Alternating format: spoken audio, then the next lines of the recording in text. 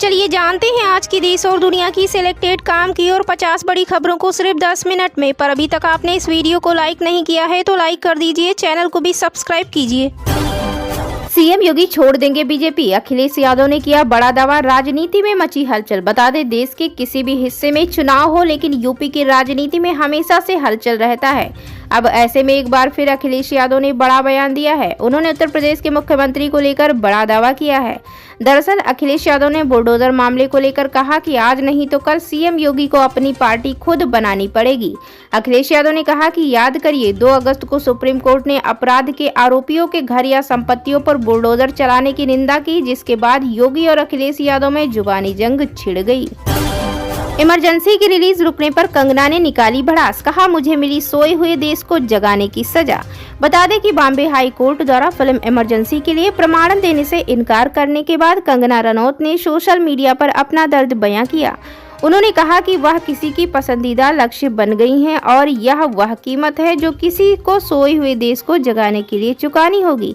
बता दें कि 6 सितंबर को रिलीज के लिए तैयार इमरजेंसी को अभी तक सेंसर सर्टिफिकेट नहीं मिला। दरअसल बॉम्बे हाई कोर्ट ने बुधवार को अपना फैसला सुनाते हुए कहा वह केंद्रीय फिल्म प्रमाणन बोर्ड को प्रमाण पत्र जारी करने का निर्देश देने में असमर्थ है, क्योंकि यह एमपी हाई कोर्ट के आदेश का खंडन करेगा।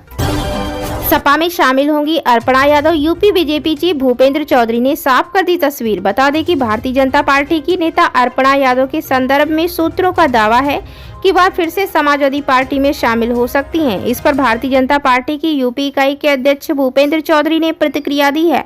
अर्पणा पर भूपेंद्र ने कहा कि कोई नाराजगी नहीं है, वे अपना काम ठीक से कर रही हैं। उन्होंने कहा कि ऐसा नहीं है, वह हमारे साथ हैं और बीजेपी में कंधे से कंधा मिलाकर काम कर रही हैं। मैंने संबंधित विभाग के मंत्री से बात की तो उन्होंने बताया कि अर्पणा सोमवार को पदभार संभालेंगी। पश्चिम बंगाल के समान ही महाराष्ट्र में भी रेप के दोषियों के लिए कानून बने, शरद पवार का बड़ा बयान। बता दें, राष्ट्रवादी कांग्रेस पार्टी के अध्यक्ष शरद पवार ने बलात्कार के खिलाफ पश्चिम बंगाल विधानसभा द्वारा पारित विधेयक के समान ही महाराष्ट्र में भी ऐसा विधेयक लाने की वकालत बुधवार को की है।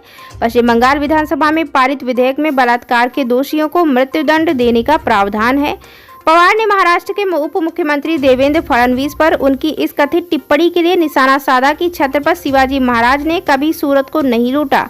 उन्होंने कहा कि किसी को भी लोगों के समक्ष गलत इतिहास पेश नहीं करना चाहिए। उन्होंने कहा पश्चिम बंगाल विधानसभा ने मंगलवार को सर्वसम्मत से बलात्कार रोधी विधेयक पारित कर दिया, जिसमें पीड़िता की मौत होने या उसके कोमा जैसी स्थिति में जाने पर दोषियों के लिए मृत्युदंड का प्रावधान है। पवार ने कहा महाराष्ट्र को पश्चिम बंगाल विधानसभा द्वारा पारित विधेयक की तरह ही विधेयक लाने पर विचार करना चाहिए। उन्होंने कहा मेरी पार्टी ऐसे विधेयक का समर्थन करती है।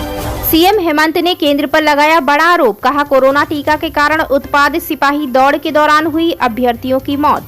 बता दें कि बुधवार को सीएम हेमंत सोरेन ने मैया सम्मान योजना के तहत रांची में दक्षिणी छोटा नागपुर पठार की 5 जिलों की बहनों के खाते में 1,000 रुपए वितरित किए हैं।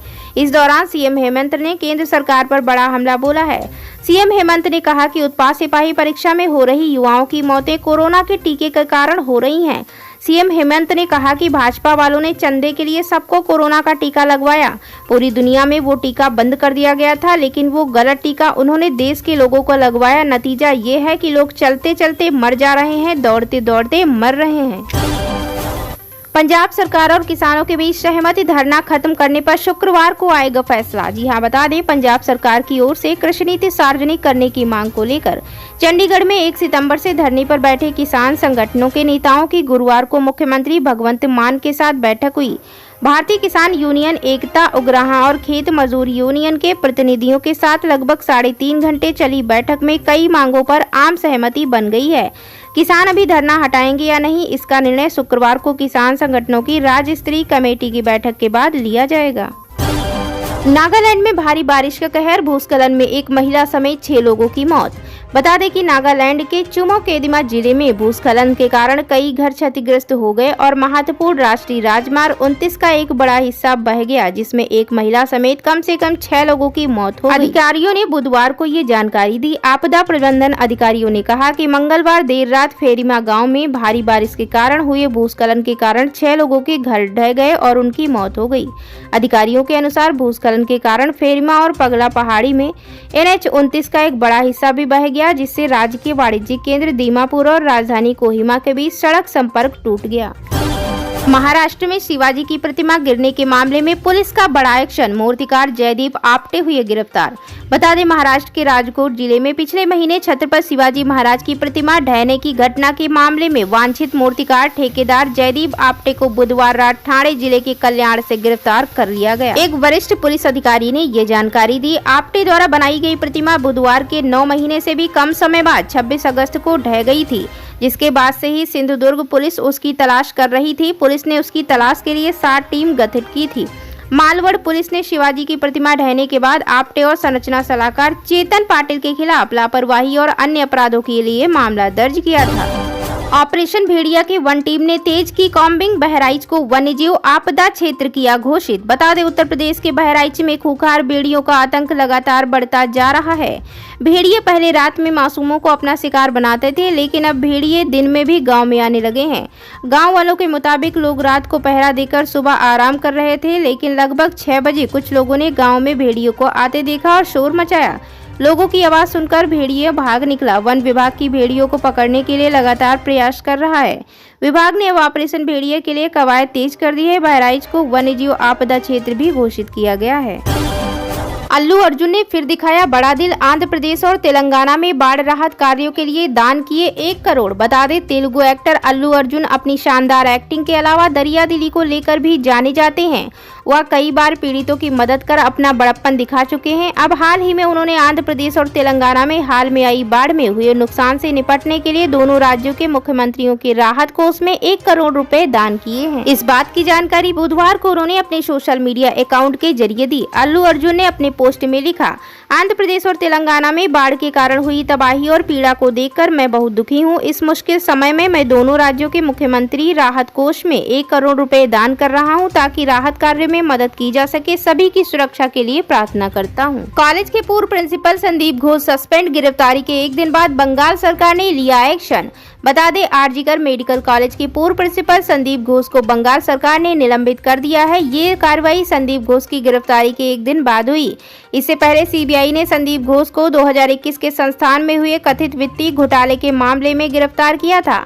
इसके बाद घोष को सीबीआई कोर्ट में पेश किया गया, जहां से 8 दिन की सीबीआई हिरासत में भेज दिया। अदालत के सूत्रों ने ये जानकारी दी। सूत्रों ने बताया कि घोष और उनके निजी सुरक्षाकर्मी अफसर अली खान तथा 2 विक्रेताओं को अलीपुर में सीबीआई की विशेष अदालत के समक्ष पेश किया गया, जिसमें चारों आरोपियों को 8 दिन की सीबीआई हिरासत में भेज दिया। सीबीआई के वकील ने आरोपियों की 10 दिन की हिरासत मांगी थी। अगर 2 से ज्यादा बच्चे हुए तो सरकारी कर्मचारियों को नहीं मिलेगा प्रमोशन, हाई कोर्ट ने दिया आदेश। बता दें कि राजस्थान हाई कोर्ट ने 2 से ज्यादा बच्चों वाले सरकारी कर्मचारियों के प्रमोशन पर रोक लगाने का आदेश दिया है। दरअसल 2023 में तत्कालीन सरकार ने 2 से ज्यादा बच्चों वाले सरकारी कर्मचारियों के प्रमोशन से लगी रोक हटाने का फैसला किया था। ये रोक सरकार ने पहले लगाई थी, जिसके तहत जिन भी सरकारी कर्मचारियों के 2 से ज्यादा बच्चे हैं उन्हें प्रमोशन नहीं दिया जाएगा। हालांकि जस्टिस पंकज भंडारी और जस्टिस विनोद कुमार भारवानी की हाई कोर्ट की खंडपीठ ने सरकार के आदेश पर अंतरिम रोक लगा दी है। इससे पहले फरवरी 2024 में सुप्रीम कोर्ट ने 2 चाइल्ड पॉलिसी पर बड़ा फैसला दिया था। राजस्थान के 2 से ज्यादा बच्चों पर सरकारी नौकरी नहीं वाले नियम को सुप्रीम कोर्ट में चुनौती दी गई थी। कोर्ट ने यह भी साफ किया था कि इस नियम का मकसद परिवार नियोजन को। पहले सीबीआई ने संदीप घोष को 2021 के संस्थान में हुए कथित वित्तीय घोटाले के मामले में गिरफ्तार किया था। इसके बाद घोष को सीबीआई कोर्ट में पेश किया गया, जहां से 8 दिन की सीबीआई हिरासत में भेज दिया। अदालत के सूत्रों ने ये जानकारी दी।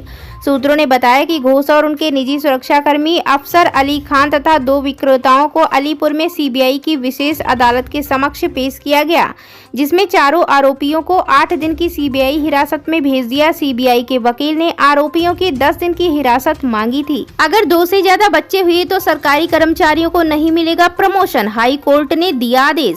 बता दें कि राजस्थान हाई कोर्ट ने 2 से ज्यादा बच्चों वाले सरकारी कर्मचारियों के प्रमोशन पर रोक लगाने का आदेश दिया है। दरअसल 2023 में तत्कालीन सरकार ने 2 से ज्यादा बच्चों वाले सरकारी कर्मचारियों के प्रमोशन से लगी रोक हटाने का फैसला किया था। ये रोक सरकार ने पहले लगाई थी, जिसके तहत जिन भी सरकारी कर्मचारियों के 2 से ज्यादा बच्चे हैं उन्हें प्रमोशन नहीं दिया जाएगा। हालांकि जस्टिस पंकज भंडारी और जस्टिस विनोद कुमार भारवानी की हाई कोर्ट की खंडपीठ ने सरकार के आदेश पर अंतरिम रोक लगा दी है। इससे पहले फरवरी 2024 में सुप्रीम कोर्ट ने 2 चाइल्ड पॉलिसी पर बड़ा फैसला दिया था। राजस्थान के 2 से ज्यादा बच्चों पर सरकारी नौकरी नहीं वाले नियम को सुप्रीम कोर्ट में चुनौती दी गई थी। कोर्ट ने यह भी साफ किया था कि इस नियम का मकसद परिवार नियोजन को बढ़ावा देना है।